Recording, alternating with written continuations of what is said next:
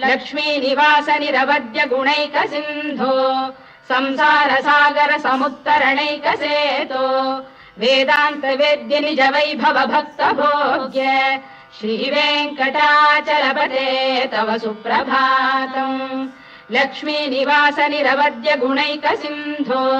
संसार सागर समुत्तरणैक सेतो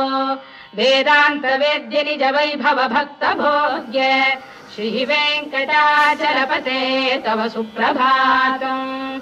इत्थम् वृषाचलपतेरिह सुप्रभातम् ये मानवाः प्रतिदिनम् पठितुम् प्रवृत्ताः तेषाम् प्रभात समये स्मृतिरङ्गभाजाम् प्रज्ञाम् परार्थसुलभाम् परमाम् प्रसूते इत्थम् वृषाचलपतेरिह सुप्रभातम् ये मानवाः प्रतिदिनम् पठितुम् प्रवृत्ताः तेषाम् प्रभात